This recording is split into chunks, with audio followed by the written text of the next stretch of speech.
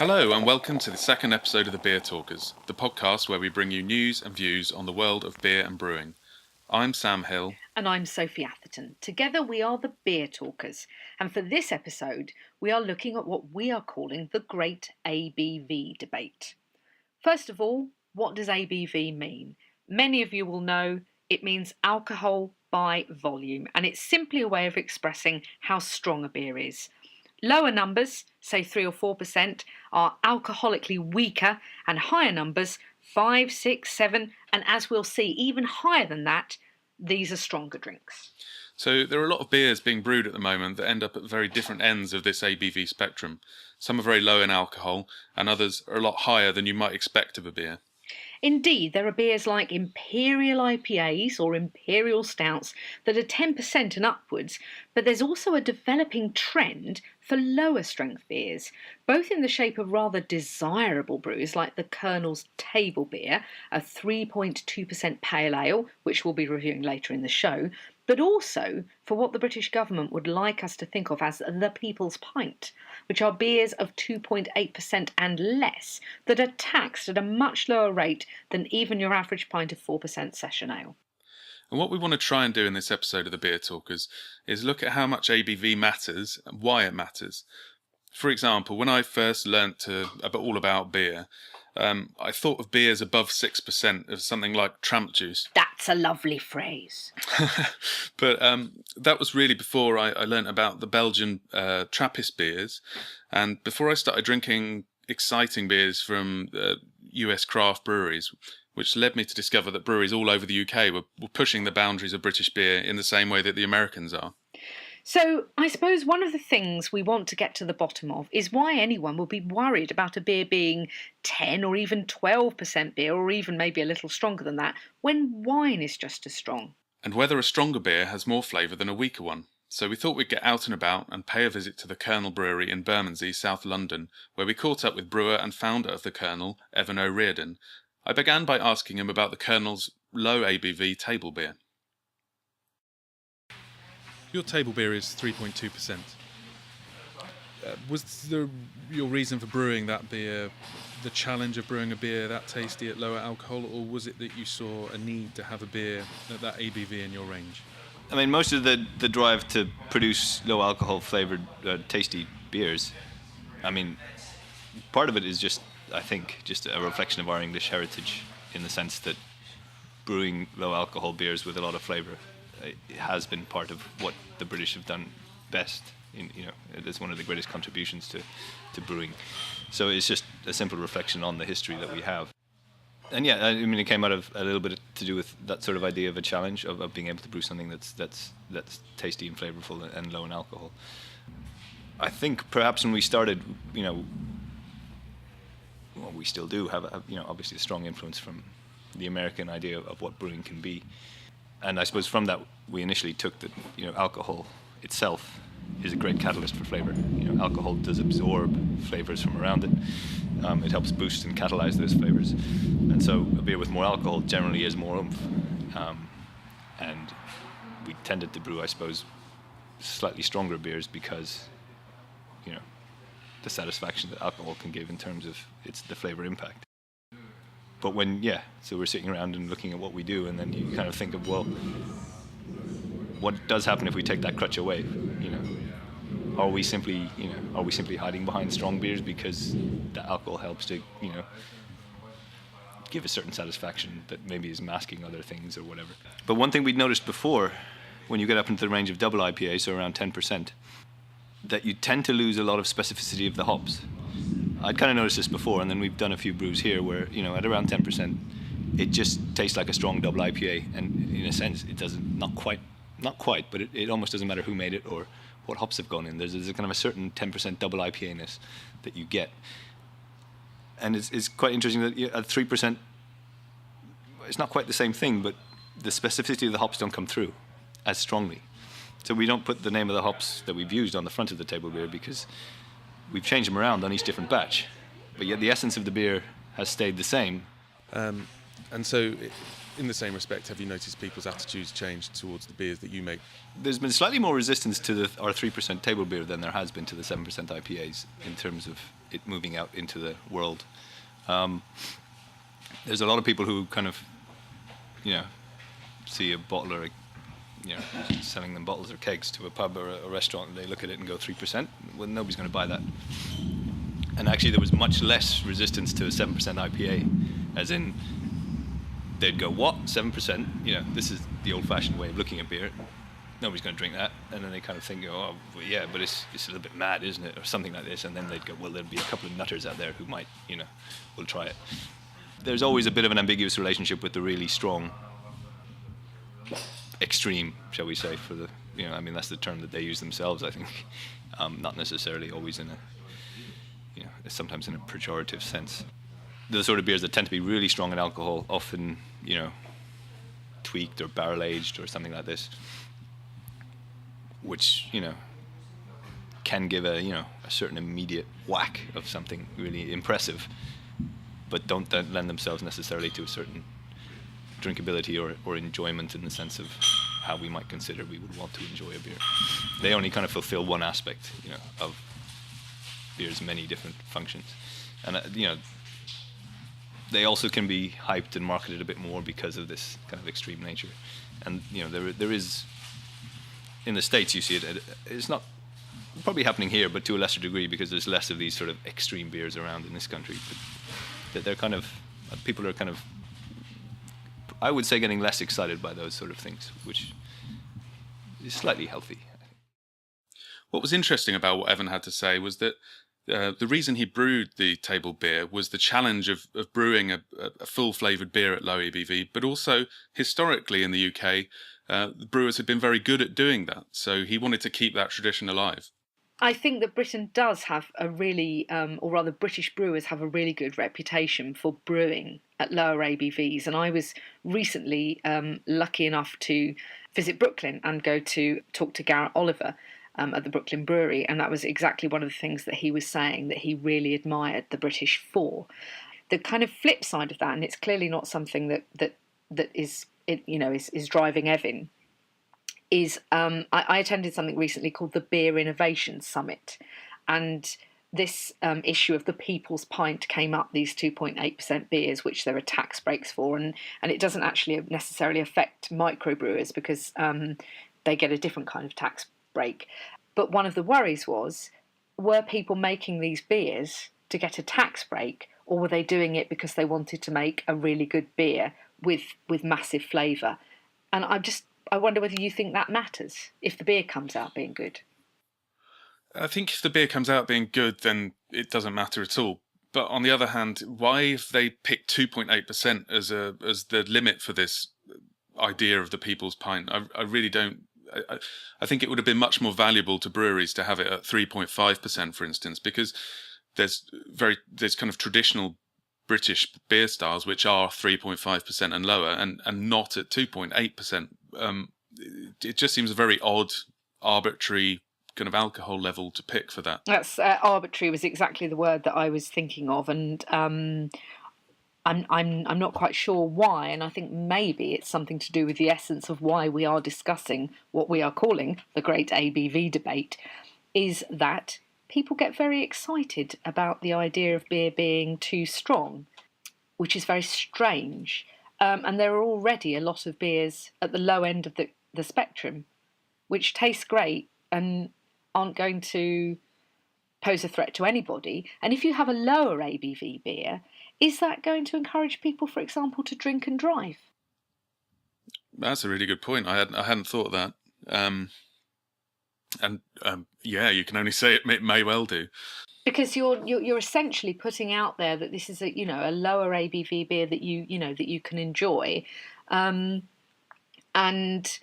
I don't think officially this is what anybody is saying, but I've heard plenty of people sort of say, oh yeah, I can have a couple of these and I can still drive home, and I think it poses an interesting conundrum, if you like, because I don't think anybody would want to be promoting drinking and driving, whatever the ABV is. Well, let's not get too hung up on a serious topic this early in the programme. I think it's great what brewers are doing with the low alcohol beers. I think it makes exciting beers more approachable for people who might be scared off by the higher alcohol on some craft beers. And also it just makes it easier to drink on a kind of a normal night out. And you can have more than one pint of it. And I would have to agree with you. I sometimes find that, I come to the end of my working day, but it might only be 5 p.m, and I'm not going to dive into a bottle of black chocolate stout that's 10%, but I want something that's got a lot of flavour. And it is, I think, really fantastic to be able to have a beer in the early evening and know that you could maybe still have another beer later, and it won't be a problem. So I think we need more people trying to do what Evan's done. That although we're talking about the heritage of British brewing, which is to brew at lower ABV, this is even going a bit lower than that, to my mind. And if you can pack all that flavour in, hats off to them. Yeah, definitely. So, as we are talking about these very flavourful low ABV beers, I think we should let you hear what we thought of the table beer, and decided that we would do this tasting on location, as you're about to hear.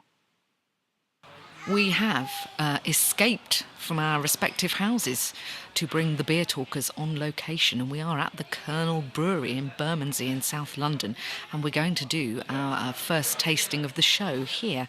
And the beer we've got, Sam will tell us what it is. It's Colonel's 3.2% table beer, which, as Evan was describing to us earlier, is a kind of not really in response to the low alcohol tax laws which have been introduced, but more as a challenge to him, and also because it's nice to have a beer which is full of flavour and at this lower alcohol. You can tell how live we are because there are trains passing overhead. Obviously, we're not live when you're listening to this. We're as live. So this is a 3.2% table beer. It's spoken of very, very highly by very many people who are big fans of beer, and it's the first time I've ever tried it. It's got a lovely golden colour. It's got a small, lacy white head. It smells fantastic, doesn't it? It does. It's like a tropical island. And it's not warm as a tropical island here in the Colonel today. It's very cold. I'm going to have a taste.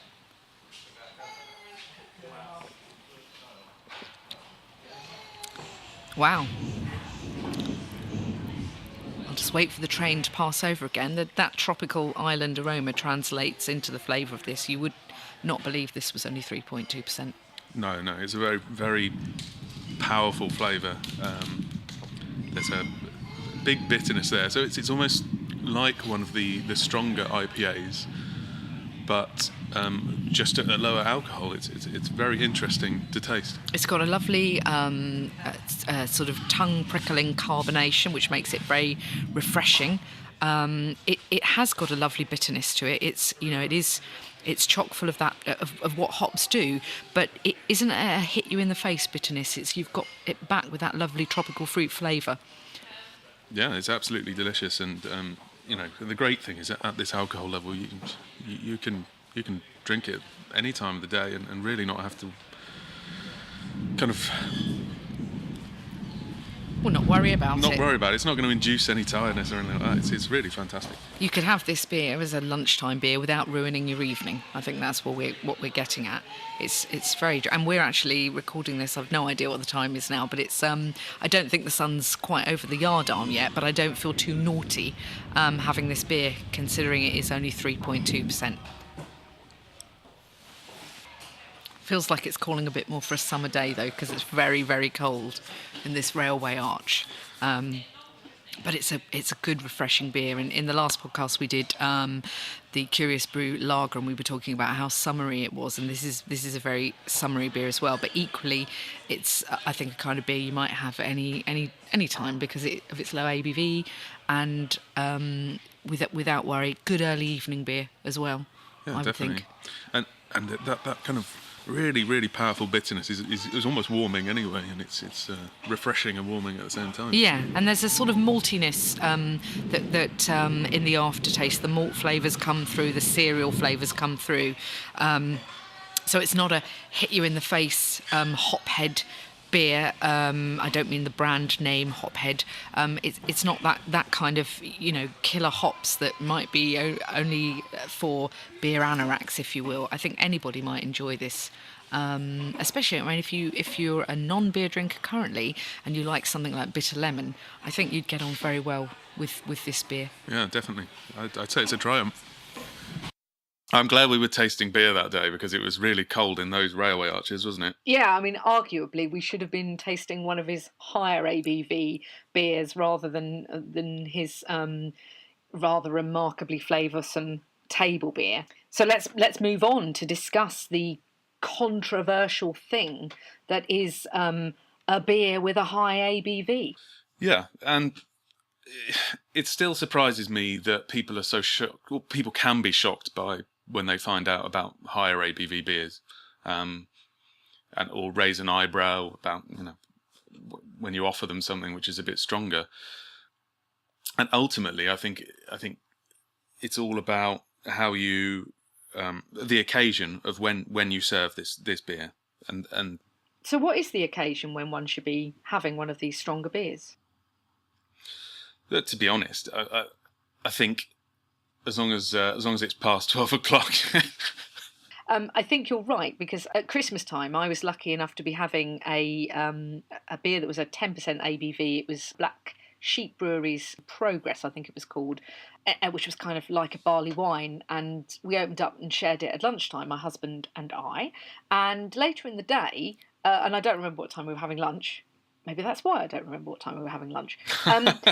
And later in the day, I had a bottle of Brooklyn Brewery Black Chocolate Stout, which is also 10%. And then I tweeted about it and said, is it a problem that I've had two 10% beers in one day? And there were some people who responded quite seriously. Oh, well, it depends how much you had and when did you have this beer? And I was just kind of, throwing it out there, idly. I'd noticed it, but I didn't notice it alcoholically. I shared a bottle, and then the Black Chocolate Stout's quite a small bottle. And would they have had the same response if you'd said, "Oh well, I've had 2 large glasses of wine today. Is that bad?" Exactly. And I don't know I don't think they'd even bat an eyelid. And I think it's exactly those attitudes that are, and we'll look a little bit more at what they're based on, but they are causing problems in the real world. And you drew my attention to this. You were telling me about Clerkenwell Council. I hope I've got that right. Certainly Clerkenwell, I've got something here which is off the Clerkenwell Liberal Democrats website, and one of their councillors was objecting to a licence to convert something that was previously a restaurant into a bar at 54 Farringdon Road, and it's already next door to a pub, so there were a little bit worries of about what they call a saturation zone with too many bars in one place. But the bar in question was our good old friends who many beer lovers will already be aware of, Brewdog. That's right, and the councillor his main concern was this idea that it was the Brewdog focus on beer, which I found astonishing. And he even said, "Oh, and I went to their website, and they were talking about high alcohol beers and how the premises is going to be all about vertical drinking," implying that serious beer lovers, all they're interested in is getting drunk, which isn't true at all. I think what came home to me from this was, vertical drinking establishments have always existed, and I flipped through his sort of objections and the things that he was going to submit to the committee that were going to look at this application, and one of the headings was strong beers. Now, I'm just going to read off the page. He says the applicants are notorious for the unusually strong brands of beer they sell. And indeed, earlier on, he does, if you know about Brewdog, you'll know this already. They they like to stir it up, and they have made some purposefully publicity grabbing, ridiculously, what in my opinion are ridiculously high ABV beers with names like Sink the Bismarck and The End of History that were in the in forgive me for not getting this 100% spot on, but one of them was 32%, and I think another one was 55% ABV, which to me, I mean, that's way higher than spirits, but that's what Brewdog have built their reputation on. So he was talking about that, and they got in trouble with the Portman Group for the way they marketed their beer, some of their labelling, I believe. Anyway, so this councillor has highlighted the fact that Brewdog have got into trouble, and also we all know, or you will know if you drink what we call craft beer sometimes, that Brewdog are pretty notorious for this kind of thing. But one of the things that he said in his objection to their application is that there should be restrictions placed on the strength of beer they sell.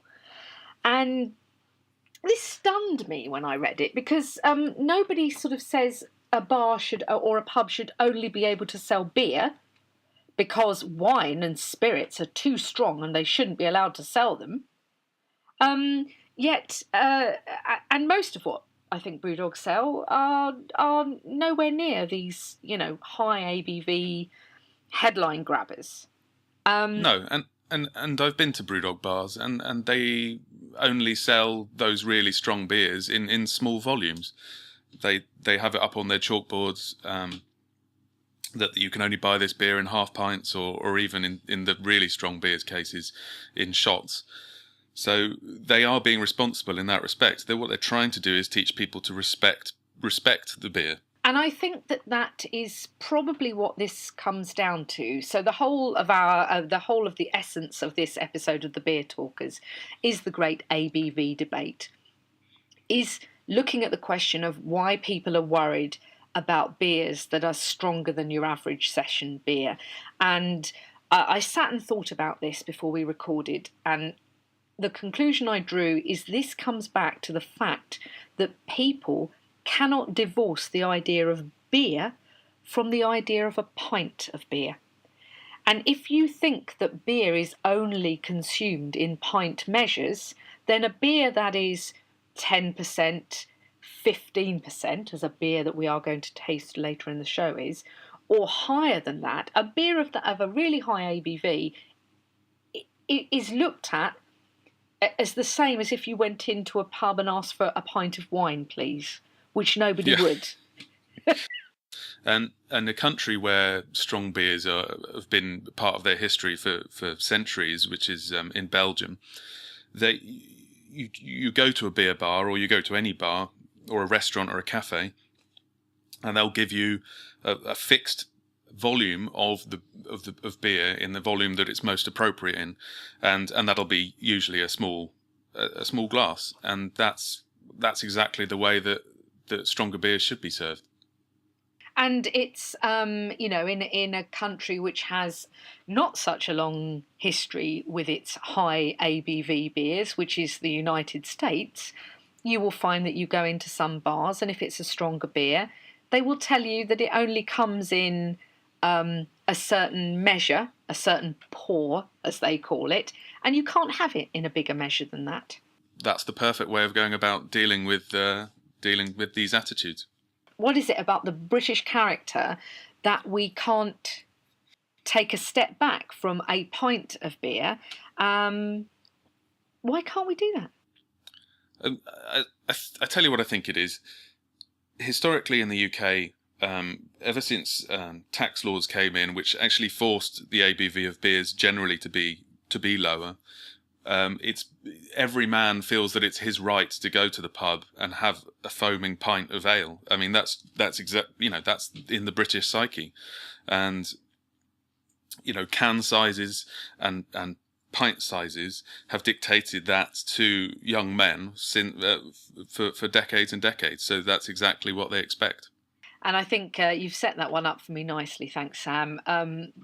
It comes back to beer still being viewed, even in the 21st century, and even though many, many women, obviously myself included, enjoy beer, beer is still seen in some quarters as a male thing, and I have male friends, not you, Sam, but I have male friends, and when I go to a beer festival with them, they will refuse to drink beer in anything other than pints. Whereas I will go to a beer festival and I think, here's a beer list, looks interesting, like to try as many of these as possible. I'll drink in thirds. Or halves. It's the perfect way to deal with a beer festival.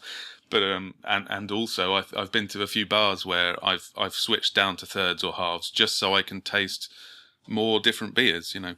So I suppose if we want to get over this issue, it comes down to talking to people more about how beer is served and getting the message out there that a pint of beer, while it's great and it is undoubtedly a great British institution, a pint of beer isn't the only kind of beer. No. Okay, dare we open and taste this very strong beer that we've got before us? Yes, we dare. I've been looking forward to this, actually. Listeners, I see him over the medium of Skype and I see him with his hands on the bottle already, desperate to dive in. What sort of glass have you got for this one, Sam? I'm going branded. Ooh. It's a Brewdog glass. Yes, beer listeners, we are tasting a Brewdog beer. What we wanted to do was to get hold of a bottle of Tokyo to taste, as this is one of the Brewdog beers which has in the past caused a lot of controversy. We weren't able to get hold of that, but I think we may have got hold of something a bit better.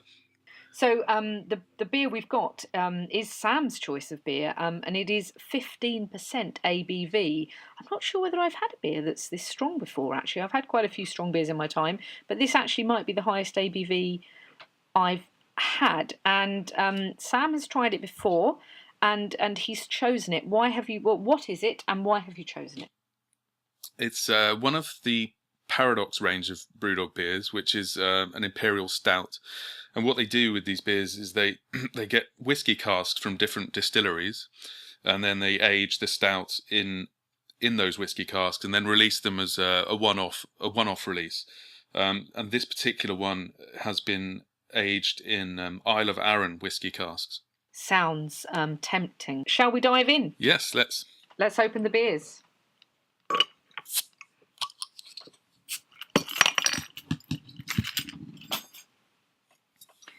You've got a branded glass. I've got a wine goblet.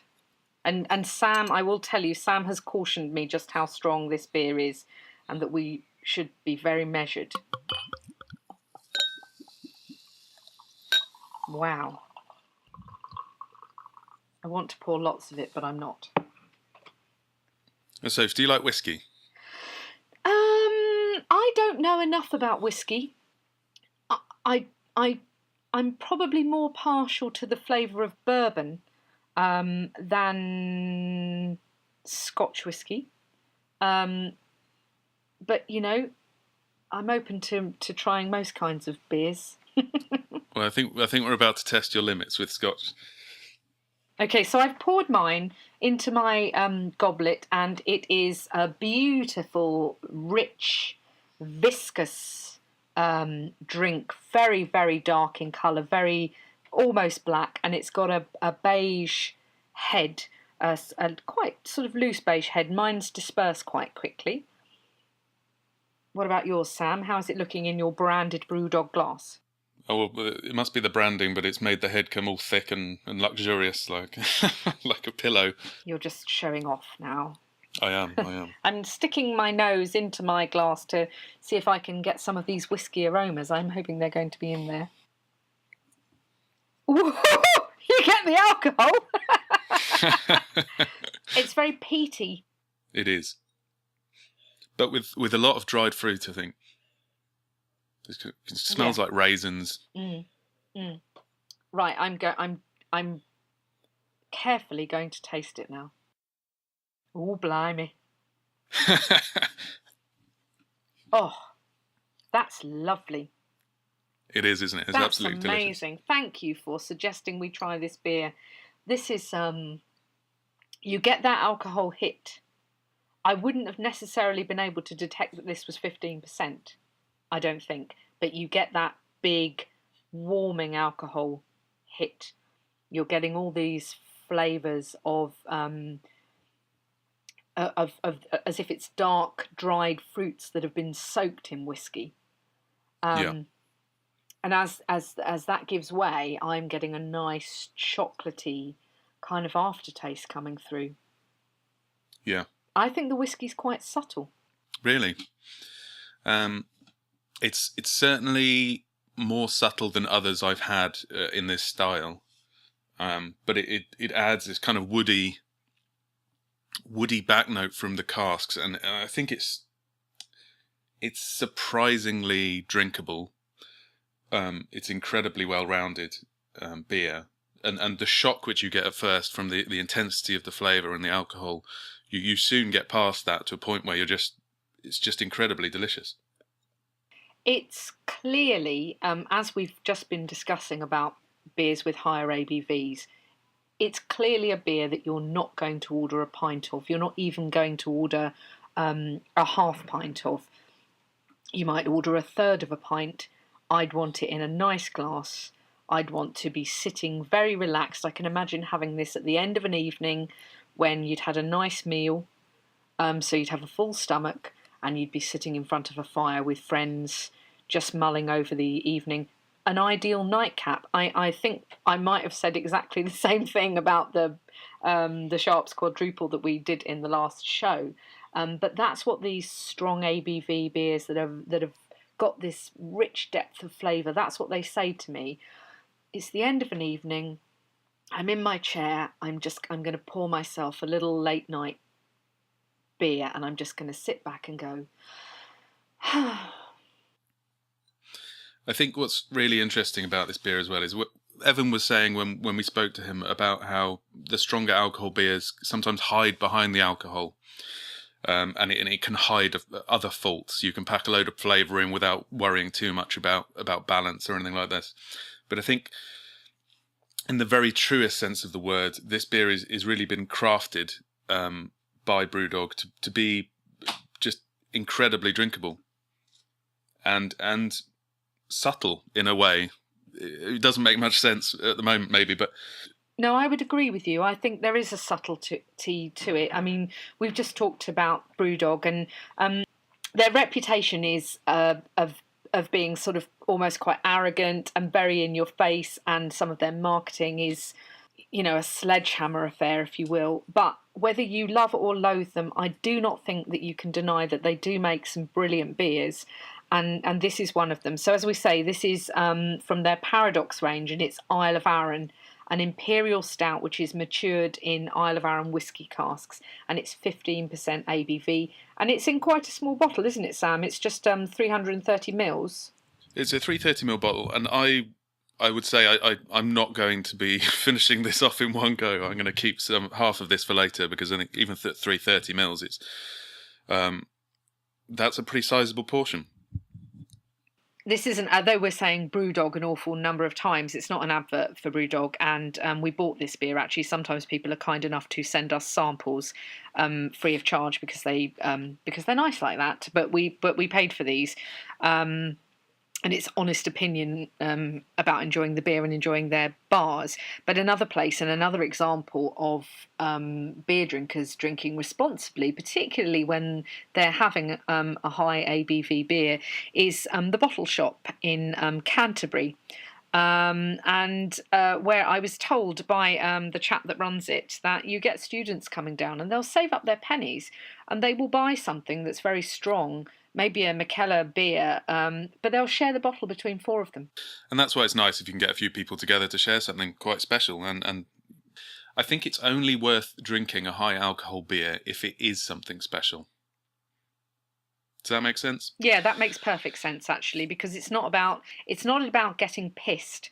It's about enjoying a high quality product that, happens to be also high in alcohol. Nobody wets themselves over the idea of somebody having a single malt whiskey, but people still getting very overexcited about these high ABV beers. So we've gone into raptures about BrewDog.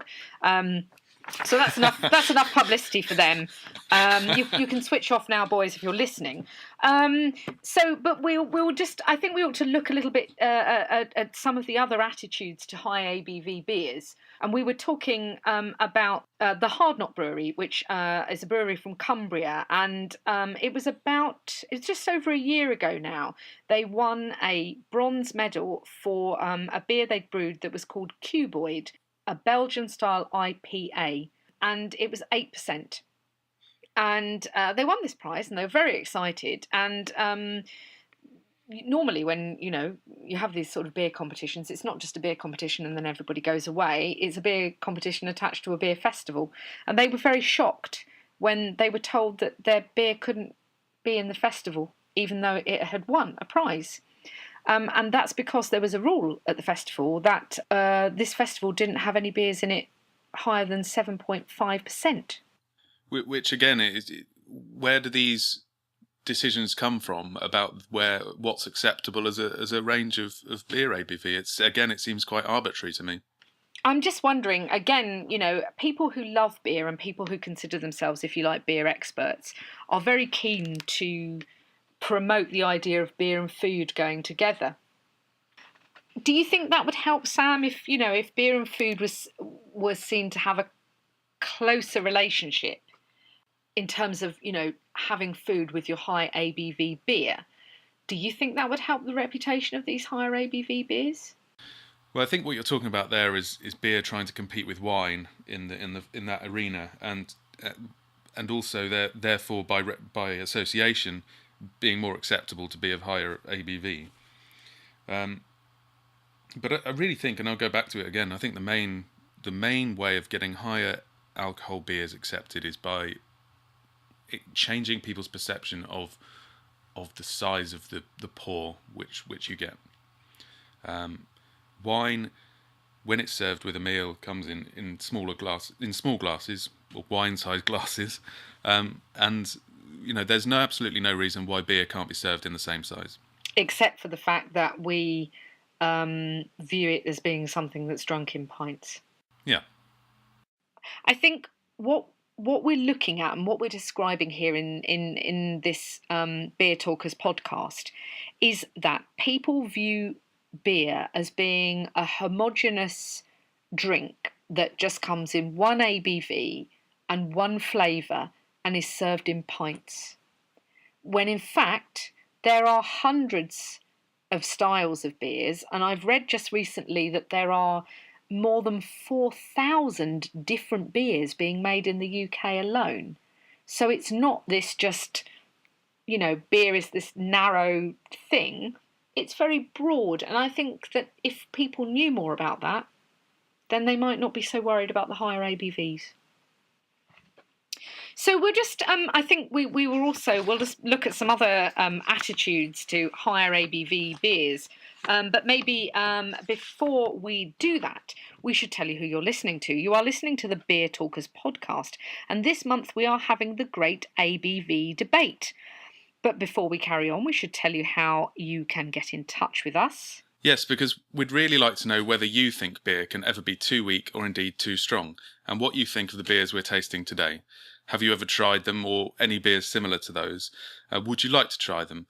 Is there a beer we haven't mentioned that you think we should have? Tweet us at The Beer Talkers. And if you've not come to us via our website, you can find show notes, including details and pictures of the beers we've tasted on this edition of the programme, by visiting www.thebeertalkers.com. And so we'll just carry on our conversation a little bit now we've reminded you who you're listening to, we made a bit of a list when we sort of started putting together this programme of a few points that we wanted to look at. And in one of my locals, occasionally we're lucky enough to get a guest beer, and I can remember the landlord in that pub of suggesting a few beers to him and saying, "Oh, you should try this, you should try that." And then him turning around and saying to me, what's the ABV? And it was, I don't know, 4.5, 4.8, maybe some of them were 5.2. Nothing, we're talking about cask ales that are going to sell in your backstreet local. And he turned around to me and said that he wouldn't really stock anything that was much above 4% because it wouldn't sell. That really surprises me. I don't quite understand why that is, especially when he's probably got a keg of Stella on tap there as well, which is 5%. But it wasn't that he wouldn't. He said it wasn't that he didn't want to stock it. He said it wouldn't sell. But I thought that was quite odd. I've also seen another thing that's on my list of things was a journalist writing of a beer that was 8.5%. So that's just over half the ABV of the beer that we've had today. And describing it as having an eye-watering ABV. And I'd just like to ask you, Sam, when you tasted the Paradox Isle of Arran, did your eyes water? They were filled with tears of joy at the taste of it, to be honest. But maybe that's what she meant then. Yeah, there's no way of getting around people's opinions of high ABV beers in the media. I mean, it's going to take a long time to do that anyway. And, I think I'll go back to the point of if people treat the beers with respect, then this attitude will change. And people still think of cans of Tennant Super being drunk on a park bench. That's effectively what people's opinions of high alcohol beer is. Just picking you up on the cans of Tennant Super that you mentioned, and to when we were giggling over how you used to refer to it as tramp juice, and noting but not dwelling on the fact that obviously that refers to something that's quite a serious issue of homeless people and alcoholics and that kind of thing. Do we think that a homeless alcoholic or any kind of alcoholic is going to walk into a Brewdog bar and try and get themselves 10 shots of Tokyo? You can decide whether we leave this in the programme if you like, but I kind of like the fact that you've just become hysterical at that, because I think that kind of illustrates the point very nicely. We are looking at an image of strong beer that has nothing to do with the kind of strong beer that we're tasting for this show. No, and it's got absolutely nothing to do with the kind of pioneering, innovative beers that are being produced in newer breweries in this country. So I think we should wrap up this episode of the Beer Talkers, in which we've been discussing the great ABV debate. We have tasted the Colonel's Table Beer, 3.2% ABV. Hops may vary. And we have also tasted Paradox Isle of Arran, which is Brewdog's 15% Imperial Stout, aged in Isle of Arran whiskey casks. And we hope we have busted some myths about higher ABV beers and lower ABV beers, although they have less of a reputation problem. And we think we'll leave you maybe with some advice about how to enjoy them. And I would say my top tip is share these beers with friends. That's right, and make sure you serve them in suitable sizes so that you can enjoy them for as long as possible. And consider having them at the end of an evening when they are your final drink of the night and you've got a full stomach, or having them with food. We've made a list of some of our favourite high ABV beers in the show notes, which is available at the website www.thebeertalkers.com. So pop along to the website or tweet us at The Beer Talkers and tell us what you've thought of the show, what you think of the issues, your opinion on the great ABV debate, and what you think of our choices of beers. And we've been The Beer Talkers. Thank you for being the beer listeners. Goodbye. Goodbye.